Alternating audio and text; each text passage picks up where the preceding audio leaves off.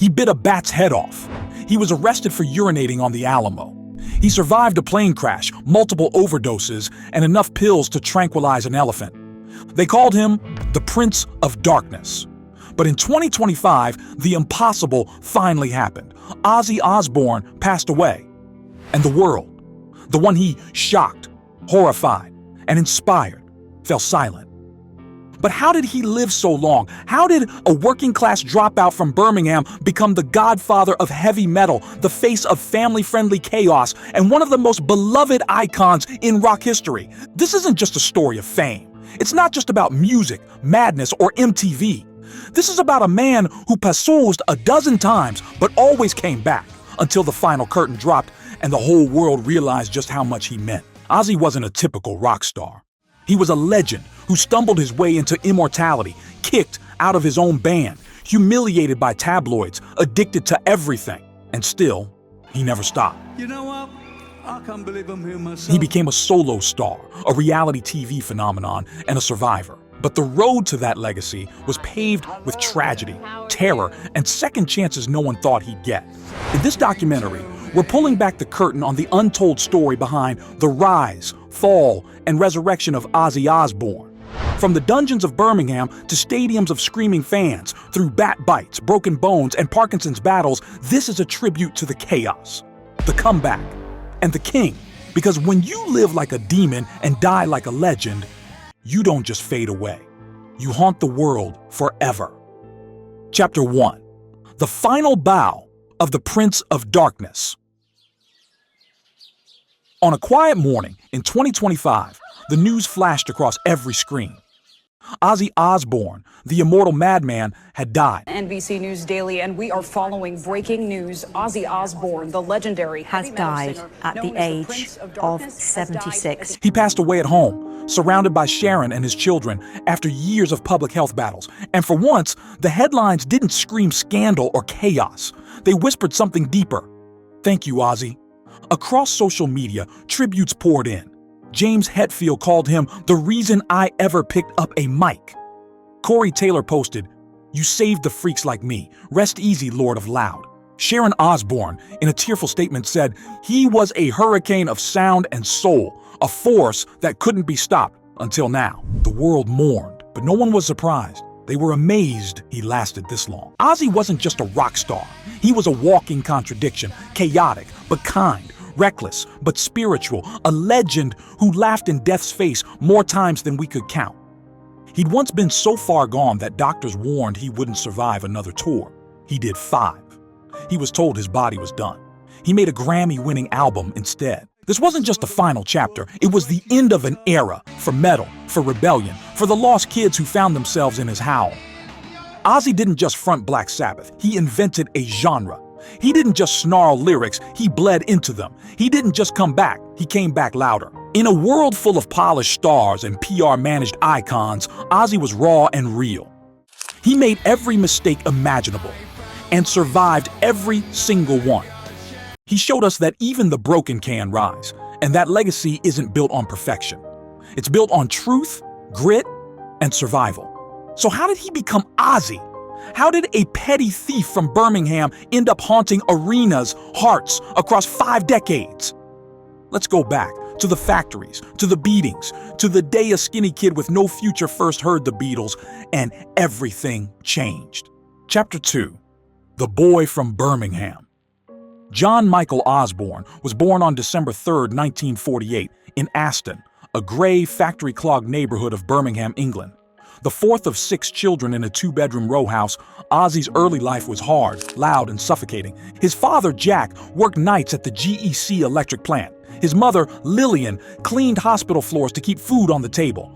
Ozzy slept in a room with 3 siblings, the air thick with coal smoke and despair. There was no luxury, no music lessons, no hope of a future. Just industrial noise outside and chaos within. Ozzy struggled in school, not because he didn't try, but because he simply couldn't keep up. He had undiagnosed dyslexia, suffered from learning difficulties, and was often beaten by teachers for not following instructions. He was bullied for his stutter, mocked for his clothes. He often skipped class to sit alone and daydream. "I wasn't stupid," he later said. "I just didn't belong." But even then, he was funny. He could make the whole class laugh, and deep inside, there was a performer just waiting for a stage. At age 14, Ozzy heard She Loves You by the Beatles. It was like someone had cracked his ribcage open and poured in electricity. That was it. That was the moment. I didn't know how or when, but I knew I had to be on a stage. He begged his dad for a microphone and amp, and miraculously, Jack delivered. It was the first time anyone had invested in Ozzy's dream. Desperate for money and direction, Ozzy turned to petty crime in his teens. He stole clothes, electronics, even broke into a butcher shop. Eventually, he got caught and served time in Winson Green prison. He was 17, cold, alone, ashamed. That cell saved my life, he said.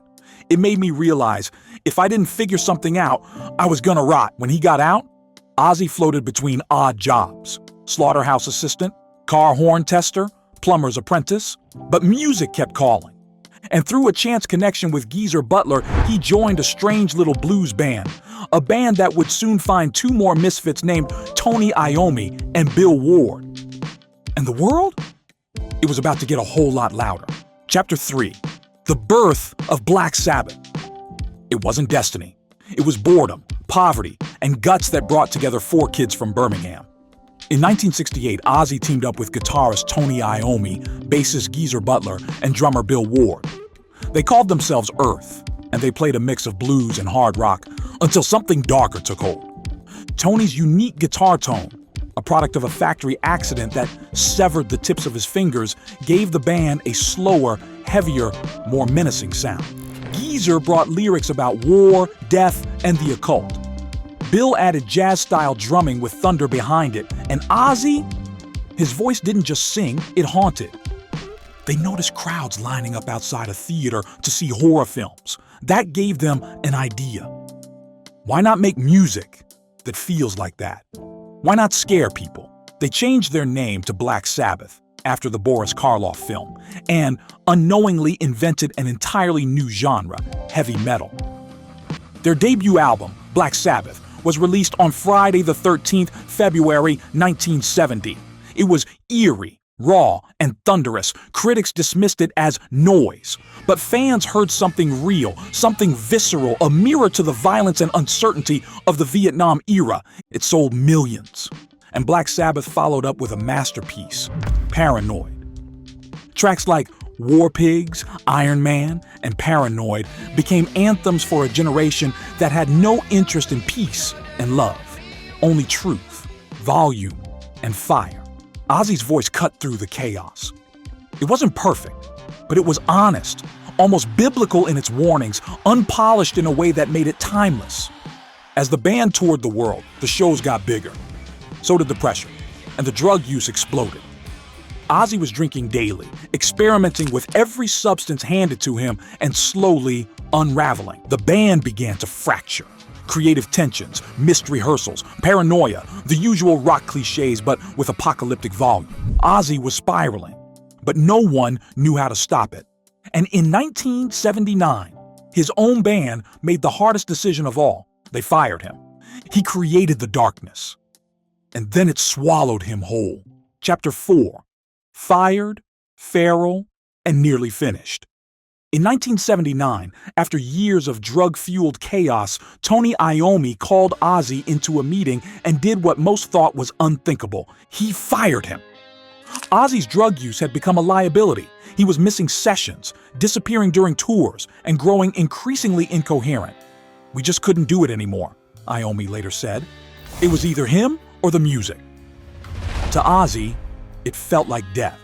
Not just losing the band, but losing the only thing that had ever given him identity. He checked into the Chateau Marmont in Los Angeles and checked out of reality. For 3 months, Ozzy locked himself in a hotel suite, drinking, doing cocaine, sleeping, crying. He barely ate. He stopped showering. He refused to take calls. "I was waiting to die," he confessed in his autobiography. "I didn't care anymore. I thought it was over." Then Sharon entered the room. Sharon Arden, daughter of record mogul Don Arden, saw something no one else could see. Not a washed-up addict, but a star, a broken engine still capable of firing.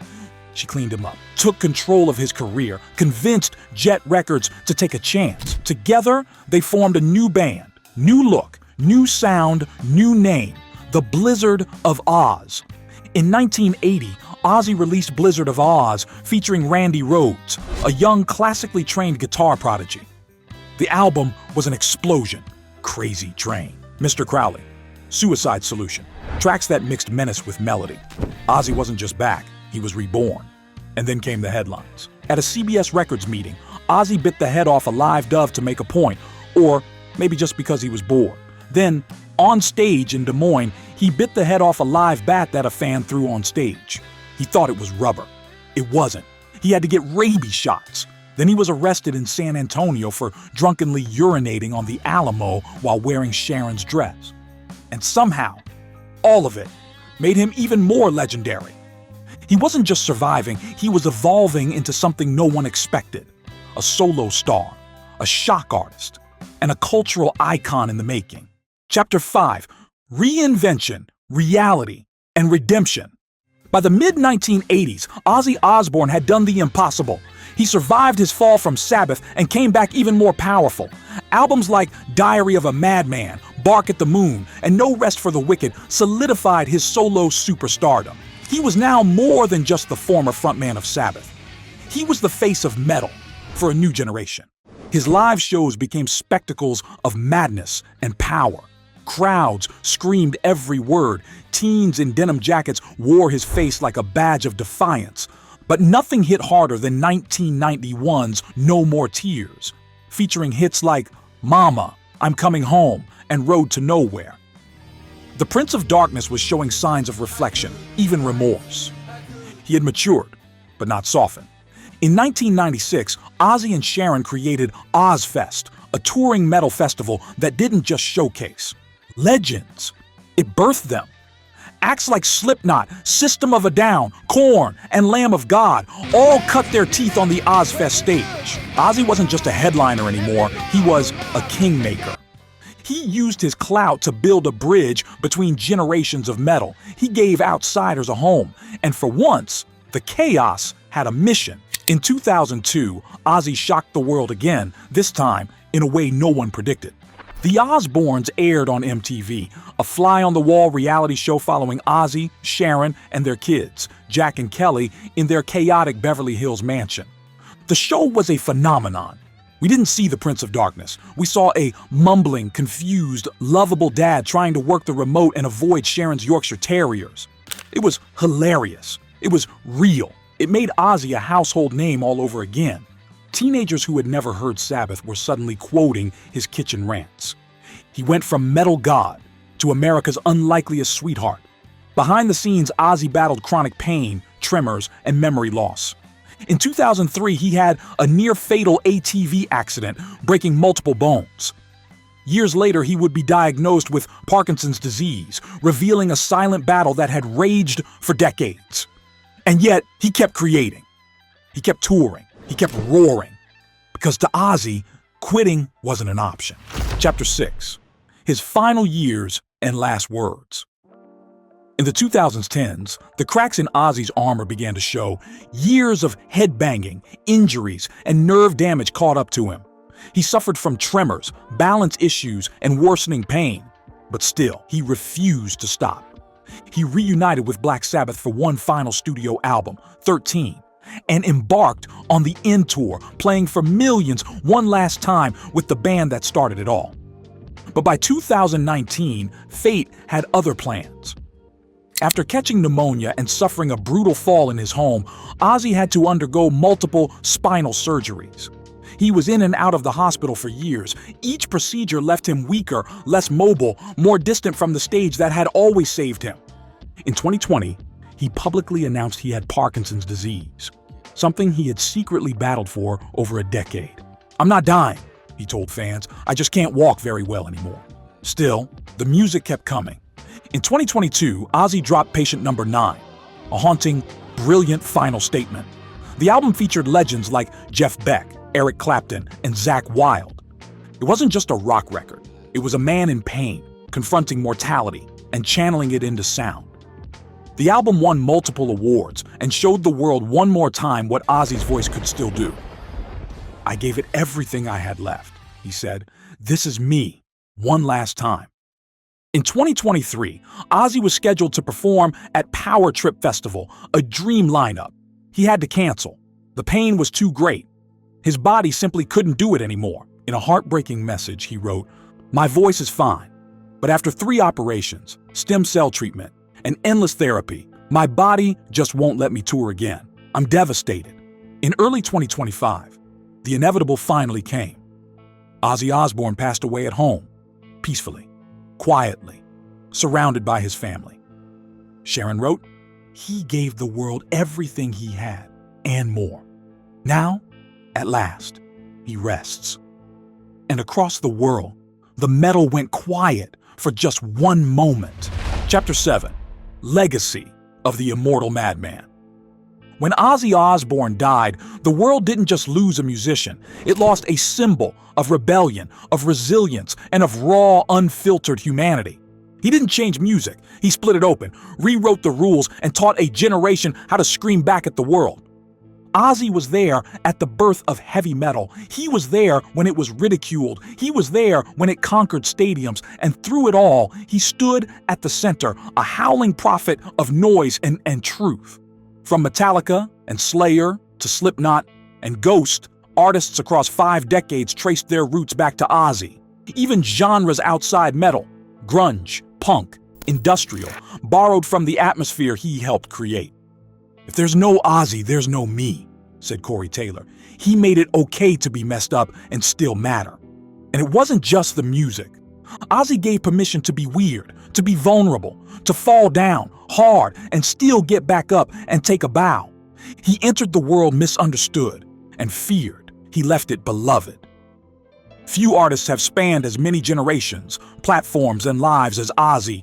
Grandparents and grandchildren alike knew that voice, that snarl, that laugh. In the 1970s, he was dangerous. By the 2000s, he was America's metal grandpa, cursing in the kitchen and making everyone laugh through the pain. But through every evolution, one thing stayed constant. He was always himself. Now, the world is a little quieter, but the echo of Ozzy's life rings in every guitar riff, every headbang, every outsider who ever felt like they didn't belong. Until they put on a Sabbath record, and finally did. He leaves behind Sharon, children, grandchildren, millions of fans, but most of all, he leaves behind a map out of the dark. Because if Ozzy Osbourne could rise from jail cells, addiction, and chaos to become a legend, so can anyone.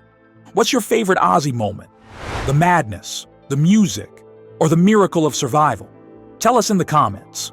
And if Ozzy's story moved you, wait until you see how Kurt Cobain built his own empire in the shadow of Sabbath and left a legacy just as eternal. Click here to watch now.